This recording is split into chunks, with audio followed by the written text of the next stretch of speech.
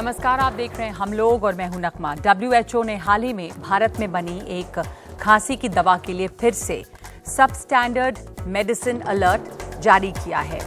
यानी ऐसी दवा जिसकी गुणवत्ता खराब है, क्वालिटी खराब है। ये पिछले 10 महीने में ऐसी 5वीं चेतावनी है जो WHO ने जारी की है। ये कोल्ड आउट सिरप का सैंपल इराक में एक जगह पर मिला है। तो इराक में भारतीय सिरप पर सवाल उठे हैं और WHO ने इस पर वैश्विक अलर्ट जारी किया है कि सर्दी की दवा, खांसी की दवा कोल्ड आउट है, जो तमिलनाडु की कंपनी फोर्ट्स लैब ने भेजी थी। डाइथिलिन ग्लाइकॉल, एथिलिन ग्लाइकॉल का स्तर जो है वो मानक से इसमें ज्यादा था। ये प्रोडक्ट घटिया और असुरक्षित है, WHO का कहना है। इसके इस्तेमाल से बच्चों की मौत तक हो सकती है। दवा बनाने वालों, मार्केटिंग कंपनी ने हमें कोई सुरक्षा की गारंटी नहीं दी और इसी को देखते हुए WHO ने अलर्ट जारी किया। और वो इस ऐसे वक्त में जब भारतीय दवाओं के ऊपर ये सवाल उठ रहे हैं, तो 27 जुलाई को संसद में मॉनसून सत्र के दौरान सरकार ने जनविश्वास बिल पास कराया है, जिसके बाद हेल्थ पॉलिसी एक्सपर्ट्स के बीच एक बहस छिड़ गई है, जिनमें ये जो बिल पास हुआ है में 2 अमेंडमेंट्स किए गए हैं। ड्रग और कॉस्मेटिक्स एक्ट 1940 का ये एक्ट है जिसमें 2 बदलाव हैं। तो जानकारों के मुताबिक इस बदलाव से दवा बनाने से जो जुड़े अपराध हैं या फिर ड्रग मैन्युफैक्चरर्स के द्वारा की गई लापरवाही या अपराध हैं, वो डीक्रिमिनलाइज कर दिए जाएंगे, यानी कि उनके ऊपर उस तरह की कड़ी सजा नहीं मिलेगी। साधारण शब्दों में समझें तो ऐसा लगता है कि अगर कोई दवा निर्माता खराब या फिर ऐसी दवाएं बेचता है जिससे हमारी आपकी सेहत को नुकसान पहुंचता है, और जैसे WHO ने बताया कि किसी मामले में मौत तक हुई बच्चों की, तो फिर उस पर कोई कड़ी सजा उन ड्रग निर्माताओं को या फार्मा कंपनीज को नहीं मिलेगी। जुर्माना लगेगा, लेकिन एक तरह से जवाबदेही जो है वो कम हो जाएगी। तो जानकारों को ये लगता है कि इससे फार्मा उद्योग की जो पुरानी मांग है वो पूरी हो रही है। अगर किसी को सब स्टैंडर्ड दवा से नुकसान होता है तो कोई सजा खास नहीं मिल रही है। तो ये एक जो है इसमें बड़ा सवाल उठता है कि एक ऐसे समय में जब भारत में बनी दवाओं की प्रतिष्ठा दांव पर लगी हुई है, 10 महीने में भारतीय दवाओं के लिए 5वां अलर्ट जारी किया गया है। पिछले साल गैम्बिया में 66 बच्चों की मौत हुई थी। तो अब ऐसे में जो इसमें भरोसा सरकार एक बार दोबारा जुटाने की कोशिश में है, ऐसे में जन विश्वास बिल का क्या असर होगा? क्या इससे भारत में बनी दवाओं की साख को और भी ज्यादा झटका लग रहा है? ये हम सवाल पूछ रहे हैं कि इस पर हम लोग चर्चा करेंगे और बात करेंगे, क्योंकि ये हमारी और आपकी सेहत और सुरक्षा का सवाल है। तो इस पर चर्चा करने के लिए हमारे साथ जो मेहमान मौजूद हैं, इसमें हमारे साथ जूम पे जुड़े हुए हैं दिनेश ठाकुर, जो पब्लिक हेल्थ एक्टिविस्ट हैं, और उन्होंने इस मसले पर इस बिल के पास होने के बाद लगातार ट्वीट किया है और सवाल खड़े किए हैं। स्टूडियो में हमारे साथ हैं चारू प्रज्ञा, प्रवक्ता है BJP की, दीपक झा, प्रवक्ता कांग्रेस।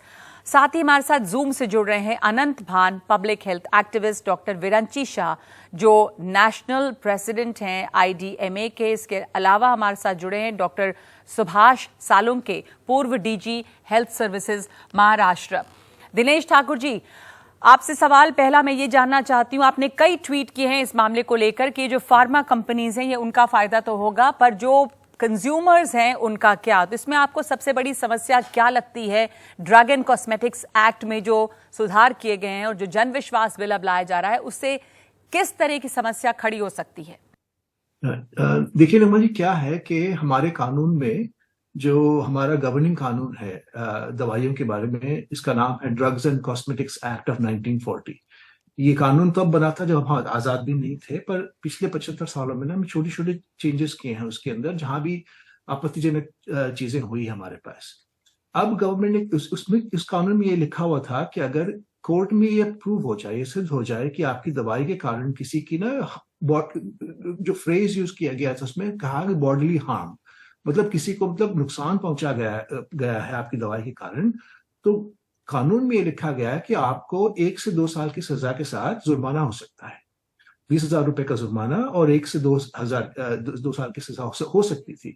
ऐसे होता कभी नहीं है। हमने पिछले 75 साल के जजमेंट्स का अध्ययन किया, अपनी किताब में लिखा है कि कई बार ये होता है कोर्ट में मामला जाने के बाद भी जजेस कारावास नहीं देते हैं, पैसे देके ये आप छूट जाती कंपनीज। पर इतना था कि लॉ के अंदर ये डिटरेंट बना हुआ था कि भाई इसमें लिखा हुआ है कि अगर आप गलत दवाई के कारण किसी की मौत हो जाती है। अब जैसे आपको ध्यान होगा, कोविड के पीक में बिहार में कई लोगों की मौत हुई थी एक इंजेक्शन लेने के कारण। उसका नाम था रेमडेसिविर, एक दवाई बनी थी कोविड के कारण। वो गुजरात के एक कंपनी कैडिला ने बनाई थी, और उस दवाई में कंटेमिनेशन होने के कारण उन लोगों की मौत हुई थी। अब ये लॉ में लिखा गया था कि अगर कोर्ट में ये प्रूव हो जाए कि इस दवाई के कारण किसी की मौत हुई है, तो जज साहब आपको ये कारावास की सजा दे सकते हैं। अब गवर्नमेंट ने ये किया है कि जन विश्वास बिल में ये जो प्रक्रिया है कारावास की, इसको हटा दी है। अब अगर आप कोर्ट में ये सिद्ध भी हो जाए कि भाई दवाई का बनाने वाली कंपनी गलत गुणवत्ता की दवाई बनाई है, इसके कारण किसी की हानि हुई है, तो उनको अब सिर्फ जज साहब पैसों का जुर्माना ही कर सकते हैं, उनको जेल की सजा नहीं होगी। पहले भी ऐसा होता था, पर लॉ के अंदर लिखा हुआ था और ये डिटरेंट था लोग कंपनीज के कारण कि भाई आप गलत दवाई नहीं बनाओ क्योंकि जेल हो सकती है आपको। अब वो भय भी खत्म हो गया हमारे।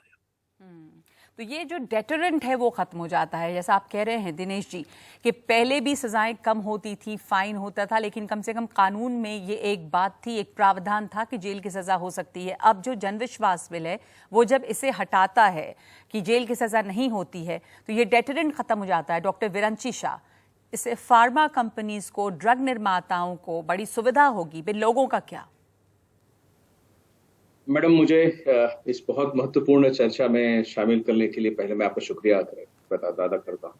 मैडम, थोड़ा मेरा जो व्यू पॉइंट है थोड़ा सा अलग है। अगर आप जन विश्वास बिल का जो अमेंडमेंट पढ़ेंगे, उसमें 2 क्लॉजेस को अमेंड किया गया है। एक है 30 into bracket 2 और another the second amendment is section 32B1। 32B1 के अंदर एडिशन किया गया है सेक्शन 27D का जी। तो ये जो 27D है मैडम, ये सन्ड्री जो नॉन कॉम्प्लायंसेस और फेलियर्स होते हैं आप लॉ के, उसके लिए है। कहीं पर भी यहाँ ऐसा नहीं है कि नॉट ऑफ स्टैंडर्ड क्वालिटी, जो हम सब स्टैंडर्ड मेडिसिन कहते हैं, नॉट ऑफ स्टैंडर्ड क्वालिटी को 27D में ऐड किया गया हो, ऐसा कोई इसमें अमेंडमेंट नहीं है। जो 27D है वो पहले था, वही अभी है। सिर्फ 27D जो सन्ड्री है, जो यानी ऐसे फेलियर्स है जो लॉ एक्ट में कहीं और नहीं डिफाइन किए गए हैं, उनके लिए ये प्रोविजन है।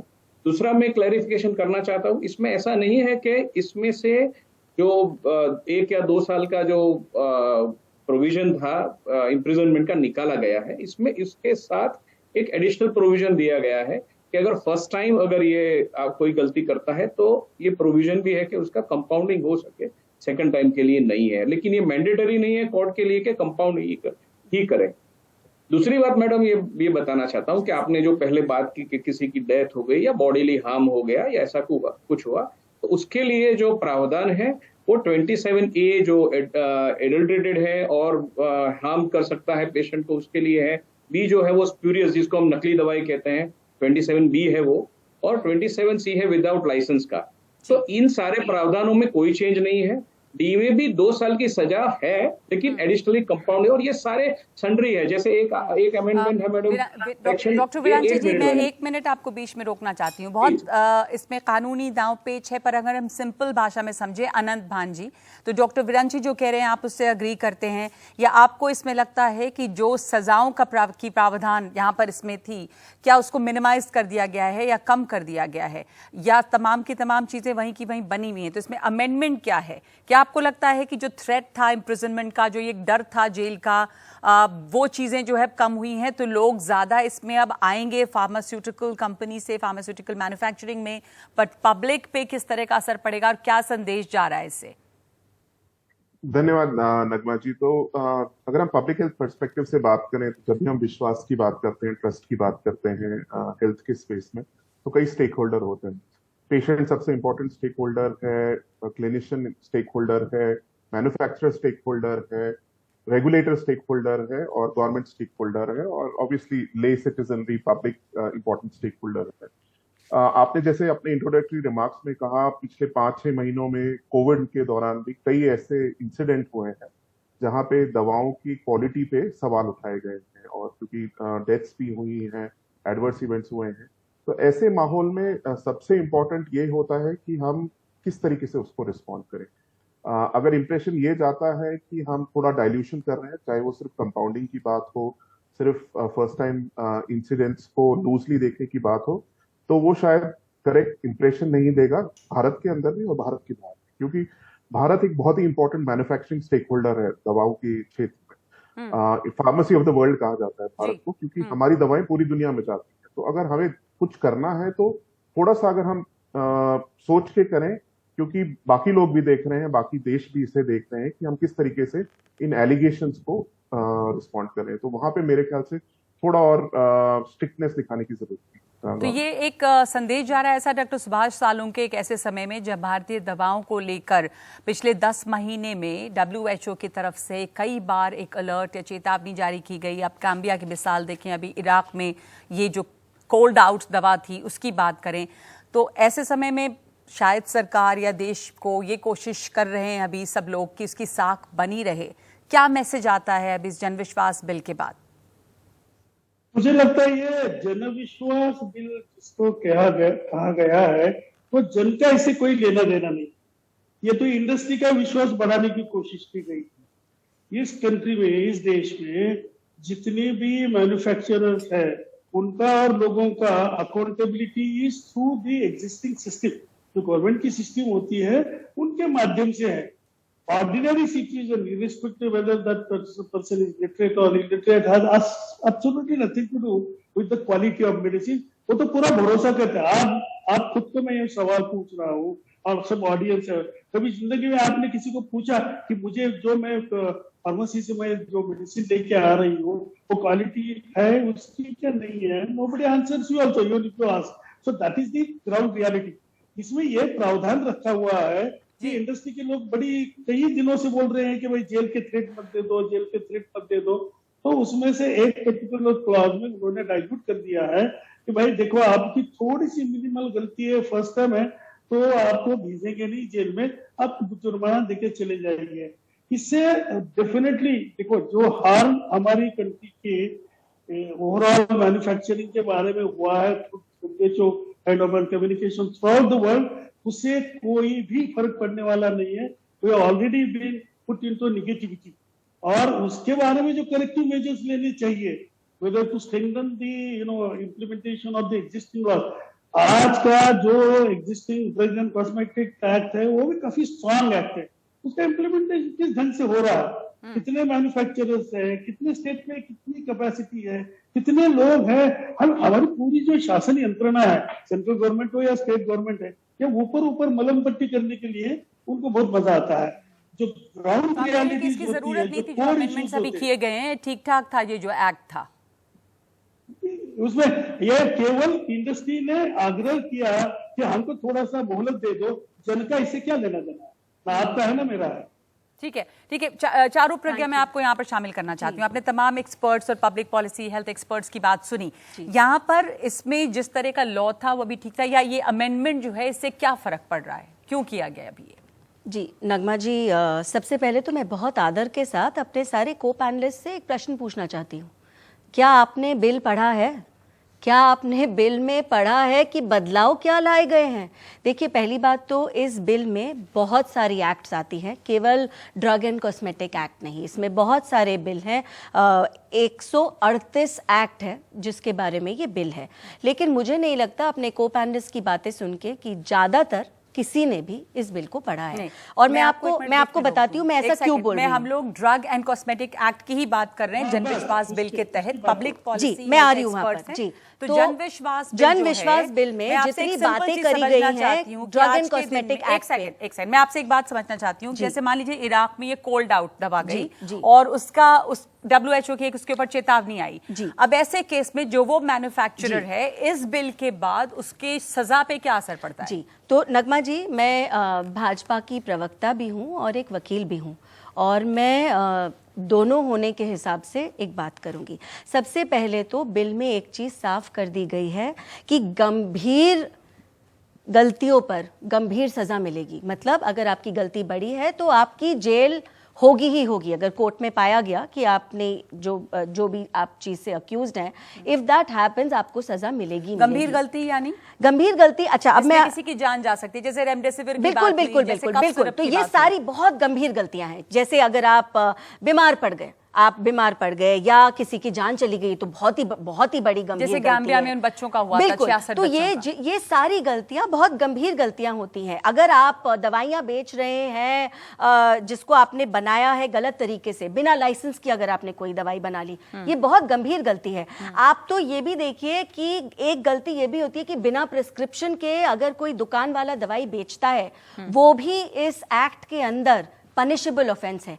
यहां पर इन बातों पर कहीं पर भी सजा कम नहीं करी गई है, लेकिन ये बात जरूर कही गई है और इसकी वजह मैं आपको बताती हूं। ये बात जरूर कही गई है, लेकिन अगर आपकी गलती थोड़ी छोटी है, अगर आपकी गलती सरल है, कहीं टेस्टिंग में आपसे गलती हो गई है, पहली बार आपसे एक गलती हो गई जो बहुत बड़ी नहीं है, जिसका सुधार करा जा सकता है। देखिए, किसी की सेहत खराब हो गई उसका सुधार नहीं करा जा सकता, किसी की जान चली गई उसका सुधार नहीं करा जा सकता, लेकिन जिस गलती का सुधार करा जा सकता है, जो सरल गलती है, उन सरल गलतियों के ऊपर हम कोशिश ये कर रहे हैं कि सजा भी सरल हो, क्योंकि जो हमारा देश है, हमारा देश आगे बढ़ रहा है, बिकमिंग अ फार्मेसी देश टू की द बात हम वर्ल्ड। आगे, देश बन रहा होगा, लेकिन जो पब्लिक हेल्थ, जो लोगों के इंटरेस्ट है, वो भी अपनी जगह पे रहना चाहिए। मैं आपको वही समझाने की कोशिश कर रही हूं, नगमा जी, मैं बहुत क्लियरली सेक्शन आपसे ये पूछ रही हूं, सेक्शन नहीं, वो बाद में बात करेंगे। मैं आपसे ये पूछना चाह रही हूँ कि जो सरल गलती होती है इसमें वो क्या है? गलती एक तो होती है टेस्टिंग स्टेज पर, ठीक है, टेस्टिंग स्टेज पर जो गलती होती है वो सारी पनिशेबल हैं,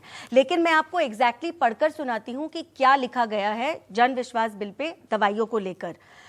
ये लिखा है कि manufacture, sale etcetera of drugs which are not लिखा गया है अडल्ट्रेटेड, मतलब मिलावट नहीं है। अगर उसमें मिलावट वाली वजह नहीं है तो वो सरल गलती है, मिलावट नहीं है। अगर वो स्पूरियस नहीं है, मतलब जिसमें कोई ऐसी चीज नकली नहीं है, अगर वो लाइसेंस के बिना नहीं बनी है, ये सारी चीजें तो उसमें कर दी गई। एक बहुत ही छोटा सा सबसेक्ट है जो जनरली टेस्टिंग रिलेटेड है, और उसके बाद भी जो सेक्शन 27D है जिसमें सजा का प्रावधान है, 1 साल कम से कम सजा, जो बढ़ाकर 2 साल कर दी जाती है, इसको छुआ ही नहीं गया है। मुझे लगता है ये एक मिसकम्युनिकेशन है। तो जो सजा के प्रावधान है उनको छुआ नहीं गया है, लेकिन बातचीत कुछ और ही तरीके हो रही है। एक सेकंड, क्योंकि लोगों के मन में सवाल है, तो जब लोगों के मन में सवाल है इसलिए हम लोग यहाँ पर चर्चा कर रहे हैं कि सवाल क्या है, संशय क्या है। दीपक जी, आपके पास इससे लेकर जब आपने ये देखा कि ये बिल पास हुआ, चर्चा तो कमी हुई, बिल पास हो गया है, ये बिल अच्छा है क्योंकि इससे बहुत सारे और मैन्युफैक्चरर्स आएंगे, फार्मास्यूटिकल कंपनी को बूम मिलेगा, भारत इतना बड़ा हब हो रहा है फार्मास्यूटिकल्स का, तो आपको लग रहा है कि जो संशोधन किए गए वो जरूरी थे यहाँ पर? देखिए जरूरत थी इसकी? नगमा जी, सबसे पहली बात यह है कि व्यापार क्या मौत के साथ होगा? इंसान की जिंदगी के साथ व्यापार करेंगे आप? देश की जीडीपी बढ़ाना है, कंपनियों का ग्रोथ बढ़ाना है, क्या हमको, आपको, इनको जो बैठे हैं दर्शक यहाँ, इनको मार के बढ़ाना है? जो इन्होंने मैडम ने बोला, भाजपा प्रवक्ता ने, एक मिनट बात पूरी जो भाजपा प्रवक्ता ने बोला छोटी गलती क्या, छोटी मिलावट क्या है? मिलावट मतलब मिलावट होती है। सुनिए, बीच में चारों एक सेकंड बात पूरी करने दीजिए, उन्होंने आपके बीच में नहीं बोला। बात जनता की है। कब सिरप पीजिए आप, एक आंख चली जाए, गला खराब हो जाए, किसी को कैंसर हो जाए, ये छोटी गलती है, छोटी मिलावट है। धीमा स्लो पॉइजन क्या होता है? यही होता है। तो आपको ऐसा की क्यों बात लग रहा है कि एक मिनट दीपक जी, मैं आपसे ये बात साफ पूछना चाहती हूँ कि आपको, जैसे इन्होंने बताया, चारू अभी वकील भी हैं, उन्होंने बताया कि कैसे वो तमाम चीजें अपनी जगह पे हैं, सजाएं मिलेंगी। आपको क्यों ऐसा लग रहा है कि ये व्यापार को बढ़ावा देकर लोगों की जान से खिलवाड़ हो रहा है? देखिए क्या है, मैं आपको बताता हूँ। 40 धाराओं में, मतलब 40 अधिनियम को 188 प्रावधानों को हटा दिया इन्होंने। सजा कम कर दिया है या कि बिल्कुल खत्म कर दिया है। जेल जिसमें थी उसमें से जेल को हटा के सिर्फ इन्होंने आपको कह दिया कि आप जुर्माना भरिए और चले जाइए। जुर्माना भरने का मतलब है कि मैं इतने लोगों के साथ व्यापार करता हूं, इनको मिलावटी सामान बेचता हूं, 100 रुपए का सामान बेचा और 10 रुपए जुर्माना देके मैं रिहा हो जाऊंगा, मुझे क्योंकि जेल जाने का डर नहीं है। तो मरे जनता मरे, सरकार का लेना देना नहीं है। सरकार के मित्रों का फायदा हो गया। सरकार के जो मित्र कंपनी है जो बनाती है, दवाइयां बनाती है। इसमें मैं एक बात और बोलता चाहूं कि 1940 27D जो एक्ट बताया आपने, इसमें 2 साल की सजा थी, इसमें आपने सजा कम कर दिया है। इसमें आपने जुर्माना कर दिया है, बस जुर्माना बढ़ाया है, सजा बिल्कुल तरीके से कम मैं कर एक दिया मिनट यहाँ पे एक छोटा सा एक सेकंड मैं छोटा सा एक ब्रेक ले रही हूँ। हमारे साथ public policy experts, health policy 10 second experts और भी दे दीजिए अगर हैं। मेरे को। वापस आऊंगी मैं आपके पास में। हमारे साथ जुड़े हुए हैं दिनेश ठाकुर जी भी, जो इस पर उन्होंने काफी ट्वीट्स किए थे कि सजा कम हुई है या नहीं, क्योंकि चारू जी का मानना है कि सजा जो है वो कम नहीं हुई। आप कुछ लोग कहते हैं कि सजाएं कम की गई हैं, सिर्फ जुर्माने तक सीमित कर दिया गया है।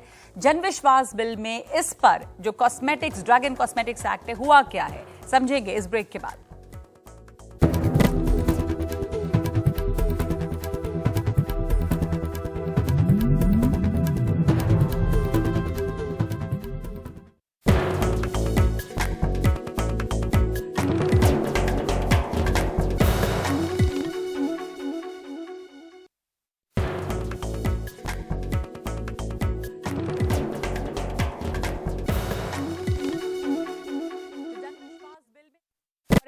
तो जन विश्वास बिल में दरअसल और है क्या इसके तहत जन विश्वास बिल का जो एक हिस्सा है, जो ड्रग्स एंड कॉस्मेटिक्स एक्ट है, उसमें अब अगर नकली दवाएं या जिन दवाओं से आपकी सेहत को नुकसान पहुंचता है, अगर ऐसी दवाएं कोई बनाता है तो क्या सजाएं कम हुई हैं या सजाएं अपनी जगह पर हैं? जो आपत्तियां हैं वो क्यों हैं, ये हम जानना चाहेंगे। आप इसमें दीपक जी जोड़ना चाहते हैं, पर मैं आगे दिनेश जी के पास भी जाना चाहती हूँ। वो जी पूरी कीजिए बात अपनी। 10 सेकंड मैं बताता हूँ। हम गाम्बिया की बात किए, उज्बेकिस्तान की बात की, मैं आपको बताता हूँ यूएस ने क्या किया है। हमारी इंडिया की एक दवा कंपनी, नाम नहीं लूंगा, अगर आप बोलेंगे तो ले सकता हूँ, वैसे मैं नाम नहीं लूंगा। गुजरात की कंपनी है, अमेरिका को गाउट की दवाइयां भेजी थी, 55,000 से अधिक बोतलें यूएस ने वापस कर दिया, हमको वापस का भैया ले जाओ, ये हमारे यहाँ पे जहर फैला रही हैं। दूसरी चेन्नई स्थित एक कंपनी है, आई ड्रॉप बनाती है, वहां पे लोगों की जान चली गई उस आई ड्रॉप को डालने से। यूएसए ने उसको यहाँ पे इंडिया भेज दिया। तो देखो आप किसकी बेइज्जती हो रही है, हमारे देश की बेइज्जती हो रही है। और ये सरकार ऐसे क्या कानून बना रही है। और तो छोड़ो, दुनिया की बड़े बड़े देशों की, पिद्दा सा नेपाल बैठा हुआ ना छोटा सा, उसकी हैसियत और औकात देखिए। 16 बहुत सारे कंपनियों को बैन कर दिया हैं दवाओं के, बैचेस वापस आए। दिनेश जी के पास जाने से 16 कंपनियों को बैन कर दिया मैडम। एक सेकंड, और यहाँ तो यहाँ हमारे देश में चारों एक सेकंड, मैं आपको ये पूछ रही हूँ कि ये जो गैम्बिया में हुआ या इराक में हुआ या जो वो तमिलनाडु की कंपनी बोल रहे हैं, ये तो मामले जगजाहिर है ना। तो ये हुआ, ये फ्लैग किया गया है। मैंने आपसे शुरुआत में पूछा और आपको मौका भी दिया था बताने का कि इन कंपनियों का क्या होगा अगर ऐसी कंपनियां, कोई सजा इन लोगों की कम नहीं हुई है। ठीक है, इसी पर मैं दिनेश जी के पास जाना चाहती हूँ। मैं आपसे जानना चाहती हूँ कि इस जन विश्वास बिल में जो ड्रग्स एंड कॉस्मेटिक्स एक्ट है, उसमें जो बदलाव हुए हैं, क्या इसके तहत में सजाएं कम हुई हैं? क्या सिर्फ जुर्माना के साथ ही कुछ अपराधों में छोड़ दिया जाएगा? आपको क्या लग रहा है कि डिक्रिमिनलाइज किया गया है? दिनेश जी। देखिए, ये सबसे बड़ा सवाल है और इसमें पूछना चाहिए ना कि हमारे जो जनप्रतिनिधि हैं, जिनके पास ये बिल गया था, पार्लियामेंट्री स्टैंडिंग कमेटी के पास गया था और कोई कमेंट नहीं हुआ इस बिल के बारे में। तो ये चीज हम लोग जो हैं, जो हमारे एमपी को भेजते हैं हम लोग पार्लियामेंट में, ये इनकी जिम्मेदारी बनती है कि इस बिल को समझे और इसका इम्पैक्ट क्या होगा। मैं आपको एक छोटा सा उदाहरण देता हूँ। आप पिछले साल की हमारे सीएजी की रिपोर्ट है, रिपोर्ट नंबर 17, आप देखिए जाके उन वेबसाइट पे अवेलेबल है सीएजी की रिपोर्ट नंबर 17, जो भारत की सेंट्रल गवर्नमेंट हेल्थ स्कीम है, जिसके बेनिफिशियरीज कई मतलब रिटायर्ड ब्यूरोक्रेट्स होते हैं, पब्लिक सर्वेंट्स होते हैं, आर्मी होती है, इनके लिए दवाइयां खरीदती है। आप इस रिपोर्ट में जाके देखिए, पेज नंबर 35 पे टेबल नंबर 2.13, इसमें ये लिखा गया है कि मुंबई में 26 लाख ऐसी दवाइयां थी जो खरीदी गई हैं। इसमें 11 लाख दवाइयां जो पेशेंट्स को दी हैं, इनकी गुणवत्ता ठीक नहीं थी। हैदराबाद में 28 लाख दवाइयां ऐसे खरीदी गई और 24 लाख दवाइयां पेशेंट्स को दी गई हैं जिनकी गुणवत्ता ठीक नहीं थी। अब मुझे ये बात बताइए, अगर आप ब्लड प्रेशर के लिए लॉन्ग टर्म दवाई ले रहे हैं, अपनी डायबिटीज के लिए लॉन्ग टर्म दवाई ले रहे हैं, आपको पता तक नहीं है कि ये दवाइयां हैं, इनकी गुणवत्ता खराब है, आपको पता भी नहीं लगेगा कि दवाइयां काम कर रही हैं। ये हालत है हमारी। और हम लोग, और ये सीएजी की रिपोर्ट में लिखा है, आप जाकर पढ़ सकती हैं। ऐसे समय में गवर्नमेंट को ये जो छोटा मोटा डिटरेंट है, जो दवाइयां गलत गुणवत्ता दवाइयां बनाती है कंपनी, इनको भी हटाने का मतलब मुझे समझ नहीं आता है।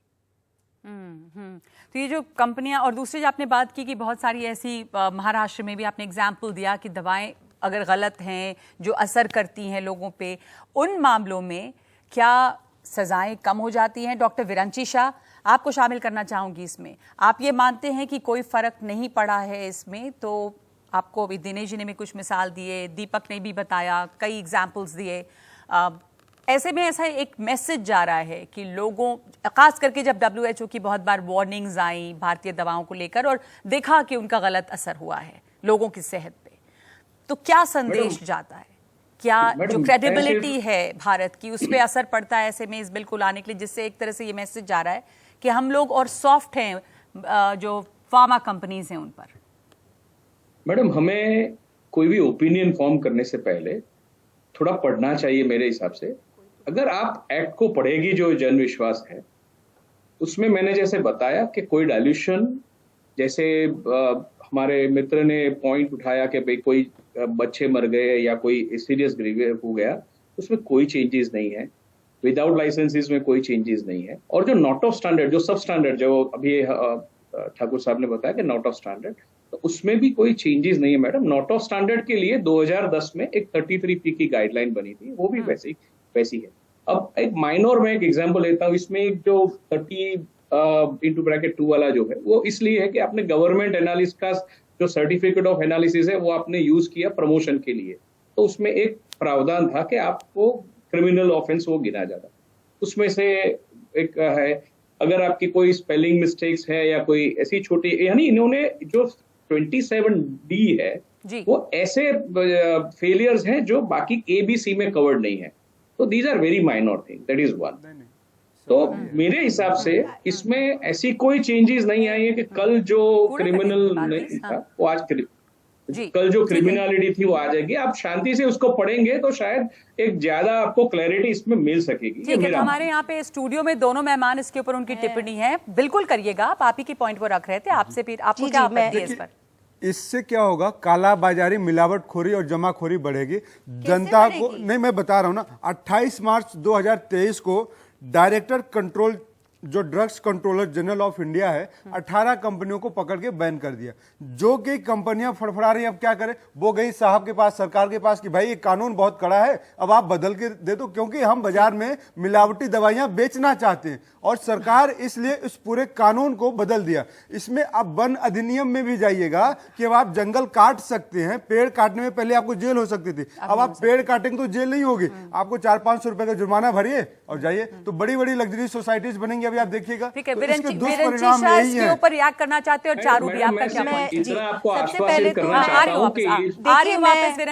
मैं विपक्ष से एंड एक्सपर्ट से विनती करूंगी कि आप झूठ ना फैलाएं इस एक्ट के बारे में, क्योंकि पहली बात कहिए ना कि क्या है जो सीरियस ऑफेंसेस है, अडल्ट्रेशन का, बिना लाइसेंस के काम करने का, ना असर करने वाली दवाइयों का, गलत असर करने वाली दवाइयों का, उसमें कोई बदलाव लाया ही नहीं गया है, फुल स्टॉप। और इस बात पर कोई आर्ग्यूमेंट नहीं है, वो बदलाव लाया नहीं गया। तो यहाँ पर ये बातें बोलना कि कोई मर रहा है और सरकार प्रोटेक्ट कर रही है, वो तो पॉसिबिलिटी है। तो ये बात चारू का कहना है कि कोई बदलाव नहीं आया है, पर और भी जानकार हैं, पब्लिक हेल्थ एक्टिविस्ट हैं अनंत भान जी, आप इस बात से कन्विंस्ड हैं कि इस एक्ट में किसी तरह का कोई बदलाव नहीं लाया गया? एक तो सवाल ये, जैसा चारू जो वकील भी हैं वो बार बार बता रही हैं, विरंची शाह भी बता रही हैं, 1 सेकंड प्लीज, सीरियस ऑफेंसेस जो हैं वो वहीं के वहीं रहेंगे, है ना? आप क्वालिफाई कर रही हैं इस बात को, सीरियस ऑफेंसेस हैं, लेकिन कुछ जो छोटे ऑफेंस हैं, अब ये नहीं पता कि हेल्थ के केस में छोटे ऑफेंस क्या हो सकते हैं, और क्योंकि लोगों की सेहत पर अगर असर पड़ता है, किसी की जान जाती है, किसी की आंख की रोशनी जाती है, तो गंभीर है।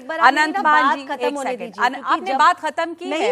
आपने की, आपने करी है? क्या बात है आपकी? मैं बार बार एक बात को समझाना चाह रही हूँ, जब हम सीरियस ऑफेंसेस बोलते हैं वो सेहत पर नहीं आते, स्पेलिंग मिस्टेक, टेस्टिंग स्टेज, ये सारी हम बातें कर रहे हैं। उसके आगे जाकर जब एक इंसान एक दवाई खाता है, पे ऑफेंस की तो कोई बात नहीं है, बात हेल्थ की बात है। इट इज एन ऑफेंस और उन चीजों को हटाया गया है, उनको फाइन पे लाया गया है। मैं आपकी बात समझ रही हूँ, अब आप प्लीज दूसरे को भी बोलने दें। 1 मिनट दीपक प्लीज रुकिए। मैं ये बोल रही हूँ कि इन्होंने कहा और ये कह रही कि कानून को ये पढ़ के समझ कर आई है, वकील भी हैं। अनंत भान जी, आप लोगों को ऐसा क्यों लग रहा है? ये कह रही है कि कहीं कोई बदलाव नहीं हुआ है, पनिशमेंट को और ज्यादा आसान नहीं किया गया है, वो वहीं का वहीं है सीरियस ऑफेंस के केस में। तो आप लोगों की क्या इस पे इतनी आशंका है? आनंद भान जी, देखिए, अमेंडमेंट जब भी होता है या फिर बदलाव लाया जाता है तो एक मौका होता है, क्योंकि ड्रग्स कोई भी आप एक्ट को बार बार तो बदल नहीं सकते। अगर हमें पिछले 3-4 साल, 5 साल, 10 साल, 15 साल का आप एक्सपीरियंस देखें तो कितने क्रिमिनल प्रोसिक्यूशंस हुए हैं इन ऐसे केसेस में, वो ज्यादा फंडामेंटल क्वेश्चन है कि जो पेंडुलम है उसका स्विंग रेगुलेटरी स्ट्रिक्टनेस की तरफ जाना चाहिए कि रेगुलेटरी ईज की तरफ जाना चाहिए। क्योंकि ऐसे कई इंसिडेंट्स हमने ऑलरेडी डिस्कस किए हैं जहां पे हमें ये एक मौका था जहां इम्प्लीमेंटेशन गैप्स जो है, जो एग्जिस्टिंग गैप है, उसको स्ट्रॉन्ग करने की जरूरत थी, इम्प्लीमेंटेशन गैप ना रहे ताकि जब प्रोसिक्यूशन की बात आती, क्योंकि फंडामेंटली जो पेशेंट है, जो सबसे इंपॉर्टेंट स्टेक होल्डर, मैंने पहले भी कहा, उसके बेनिफिट के लिए इस एक्ट में क्या प्रोविजंस डाले गए हैं। क्योंकि अभी हमने बात की, कंपाउंडिंग की बात की, वो तो इंडस्ट्री को बेनिफिट करेगा, पेशेंट के लिए क्या, कितने ऐसे केसेस हैं जहां पेशेंट्स को कॉम्पनसेशन मिला है पिछले 5, 10, 15, 20 सालों में, और अगर वो प्रॉब्लम्स हैं तो उसको हम सॉल्व करें। गवर्नमेंट उसके लिए ऐसे प्रोविजंस लाए, अमेंडमेंट्स लाए ताकि वो ज्यादा ईज हो। बिल्कुल, ये एक बहुत बड़ा सवाल है कि यहाँ पर ईज ऑफ बिजनेस तो पड़ता है, पर अगर जहाँ पे पेशेंट्स हैं जिनके साथ कुछ गलत होता है, वो हमारे देश में एक बड़ी समस्या है कि क्या उसमें कॉम्पनसेशन मिल पाते हैं, उसके लिए क्या आसानी की जा रही है। एक ब्रेक और लूंगी मैं, और बात उसकी भी करूंगी कि भारत से जो दवाएं बाहर गई हैं पिछले 10 महीनों में, कई बार उन पर सवाल उठे हैं। तो हमारी साख बनी रहे, भारत एक दवाओं के बनाने वाला एक बड़ा देश, एक मैन्युफैक्चरिंग हब है, क्या इसके ऊपर एक झटका लगता है और इसकी क्रेडिबिलिटी, विश्वसनीयता को बढ़ाने के लिए हम क्या कदम उठा रहे हैं, ऐसा जो बार बार हो रहा है। एक ब्रेक के बाद हम इस पर चर्चा करेंगे।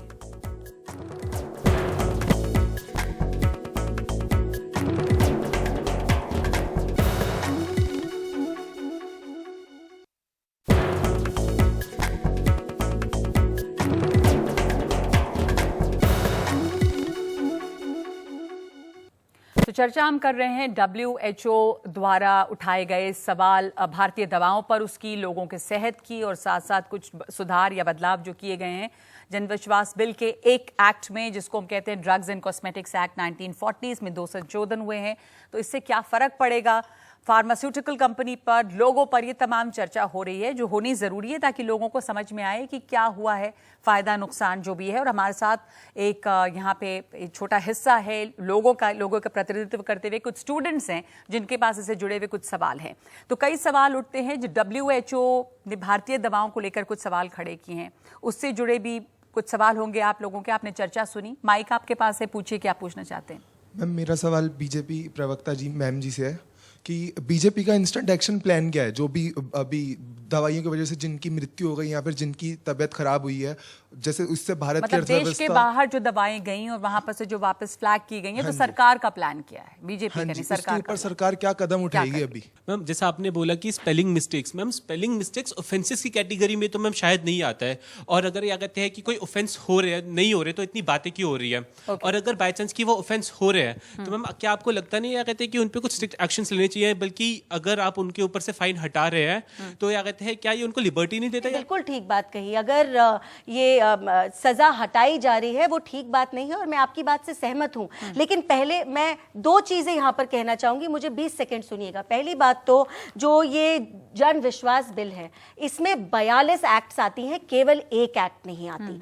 इस एक एक्ट में 2 प्रावधान में बदलाव करा गया है, केवल 2 प्रावधान, बाकी पूरी एक्ट जैसी थी वैसी की वैसी है। इन 2 प्रावधानों में जिनमें बदलाव करा गया है, ये सजा वाले प्रावधान नहीं थे। अब दिनेश जी क्या जोड़ना चाहते हैं इसमें? देखिए, मैं सबसे पहले बता देता हूं, जो 2 एक्ट की बात हो रही ना, 1940D, इसमें क्लियर मेरे पास है, लिखा हुआ है कि पहले 2 साल की सजा और 20,000 जुर्माना था, उसको खत्म कर दिया गया, 5 लाख रुपए जुर्माना कर दिया गया है। 5 लाख रुपए क्या मैटर करता है मल्टी मिलियनियर बिलियनियर कंपनी को? बताइए ना आप देश को। दूसरी बात जो आप बात कर रही हैं स्पेलिंग की, कैसे स्पेलिंग, क्या वहां मूर्ख लोग काम करते हैं? इराक में जो गया है, दिल्ली लाइफ कंपनी फार्मा जो है वहां दवाइयां बनाती है, एथिलीन ग्लाइकॉन और डाइथिलीन ग्लाइकॉन, जो कि उसकी जो मात्रा थी 0.01 बढ़ा हुआ था। इसका मतलब था कि वहां की टेस्ट हुआ, लैब में फेल हो गया। हमारी सेहत से जुड़ा है ये मसला, ये चर्चा हम जारी रखेंगे एक छोटे से ब्रेक के बाद।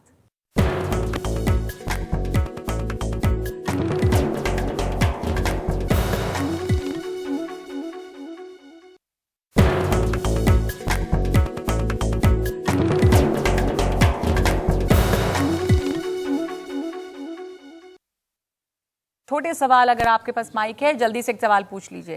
हेलो, नमस्कार। मेरा सवाल ये है कि बाहर से जो 10 महीने में जो दवाइयाँ बाहर गई है और उससे जो घटनाएं हुई है उस पर क्या कार्रवाई हुई है और ये जो देश की क्या छवि साबित करना चाहते हैं बाहर। वही बात है जो किसी और ने भी पूछा था कि इतने दिनों में WHO ने बहुत सारी दवाओं को फ्लैग किया, उनके ऊपर कार्रवाई क्या किएगी, क्योंकि भारत की छवि, जाहिर है कि देश की छवि पर ही असर पड़ता है कि भारत की दवाएं हैं, इनमें ये खराबी निकल रही है।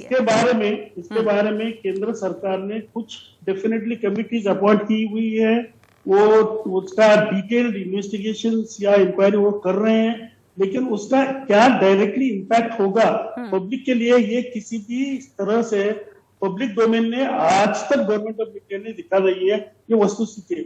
महत्वपूर्ण थी ये चर्चा, लोगों को समझना जरूरी है क्या फर्क पड़ रहा है क्या नहीं, और दूसरे की क्या सरकार काम कर रही है, क्या से एक ऐसा सिस्टम है कि अगर कहीं कुछ गलत हुआ तो वो कॉम्पनसेशन मिलेगा, उसकी भरपाई होगी। धन्यवाद आप तमाम लोगों का हमारे साथ शामिल होने के लिए इस चर्चा में, बहुत बहुत शुक्रिया।